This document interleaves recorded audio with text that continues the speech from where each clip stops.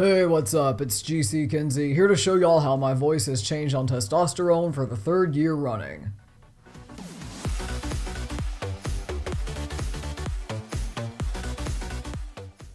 On June 24th, 2025, I hit 3 years on T. And if you've been on this channel before, you probably know what time it is. Time to share another year of my voice change tracking project. If you're new here, or if you just need a little recap, the Voice Change Tracking Project is a series of audio recordings that show how my voice has progressed each year on T. Every 3 months, I record myself singing a song or reading a poem, and then at the end of the year, I edit those recordings together so that you can listen to a song or a poem and hear my voice change from the beginning to the end. There are 16 songs and 12 poems I use for this project. I'll be posting them all throughout the rest of this month, and I'll be putting them in a playlist so you can listen to them as a collection. If you want to check out the playlist from the first 2 years of the project, those are linked in the description. And each individual recording I post this year will have links to the previous year's recordings as well for comparison. The reason I started this project is because I didn't want anyone else to wait on starting T as long as I did just because they're afraid of voice changes. I started thinking about testosterone all the way back in January of 2019, but it wasn't until June of 2022 that I finally got on it. And the number one thing that made me hesitate was the fact that I'm a singer. I wanted a deeper singing voice. I'd been wanting a deeper singing voice since all the way back in middle school, long before I knew I was trans, but by the time I did figure out I was trans, I'd spent almost 30 years refining my instrument. So the thought of changing anything about that was intimidating, no matter how appealing it sounded too.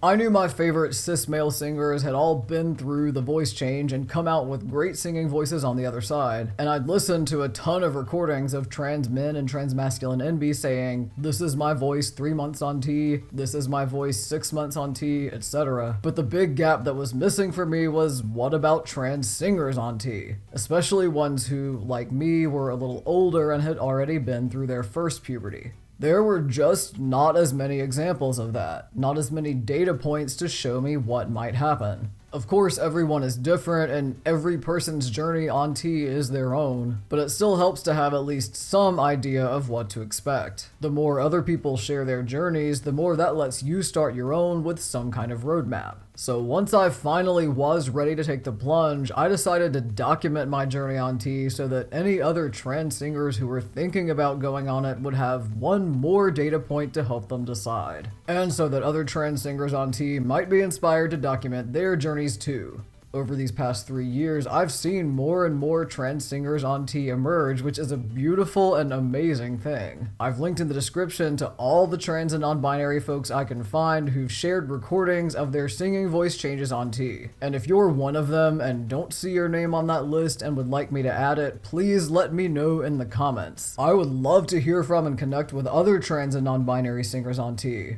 Now, because that list was nowhere near as long when I went in for my first hormone therapy appointment, I worked with my providers, the wonderful team at Planned Parenthood, on a strategy to mitigate any risk of losing my ability to sing on T. That strategy involved going on a lower than average dose to try to help the changes happen more slowly. Again, every journey is different and there's no guarantee that anything will happen a certain way or at all on hormones, but in general, lower doses tend to lead to more gradual changes, so that's what I did. So far, it's worked better than I ever could have hoped. No matter how unpredictable the voice changes have been at times, they've happened slowly enough that I've been able to get used to them and keep up with them and keep singing through them the whole time. And not only that, but singing has kept getting more and more fun with each month that goes by.